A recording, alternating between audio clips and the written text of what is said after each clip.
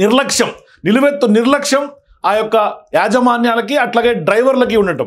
అసలు చాలా don't care లైట్గా తీసుకొని పెద్ద ఎత్తున ప్రయాణికుల ప్రాణాలతో చెలగాటమాడుతున్నటువంటి సందర్భాలు స్పష్టంగా మనకు ఇటువంటి ఘటనలే ఉదాహరణలుగా చెప్పుకోవచ్చు.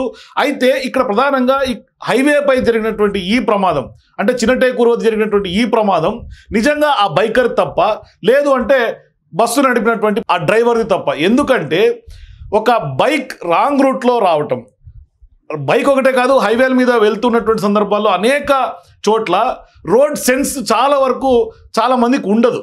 చాలా వరకు ట్రాక్టర్లు కానీ, ఎద్దుల బండ్లు కానీ, టూ వీలర్స్ కానీ ఇవన్నీ కూడా రాంగ్ రూట్లో వస్తూ ఉంటాయి. సరే, రాంగ్ రూట్లో వచ్చింది 40 మంది వెళ్తున్నటువంటి బస్సు, మరీ ముఖ్యంగా వీళ్ళకి టైం లైన్స్ ఉంటాయి ప్రైవేట్ ట్రావెల్స్ బస్సుకి. ఎందుకంటే సిటీ దాటేసరికే 11-12 అయిపోతుంది. ఎందుకంటే సిటీలో 10 దాకా నో ఎంట్రీ ఉంటుంది, ప్యాసింజర్లను ఎక్కించుకోవాలి.